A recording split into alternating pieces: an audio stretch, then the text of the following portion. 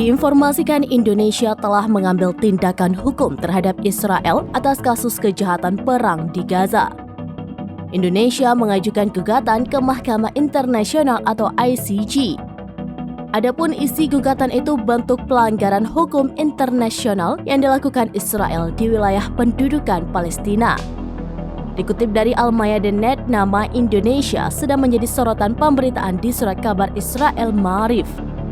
Dalam artikel tersebut dilaporkan, Jakarta menyerahkan kasus tersebut ke ICJ di Den Haag di tengah pemboman brutal yang sedang berlangsung di Gaza. Laporan sebelumnya mengindikasikan bahwa Indonesia telah meminta bantuan tim ahli untuk merancang sebuah kasus di ICJ. Tujuannya untuk meminta pertanggungjawaban Israel atas perbuatannya di wilayah pendudukan Palestina.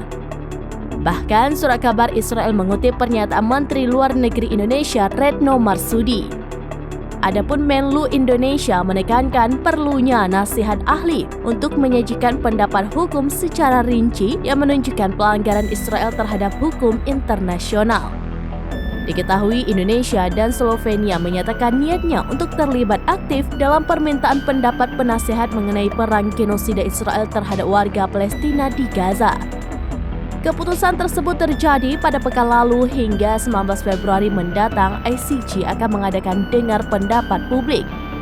Dalam acara tersebut, Retno Marsudi dan pihak-pihak terkait lainnya akan menyampaikan pandangan mereka mengenai dampak hukum pendudukan Israel di wilayah Palestina.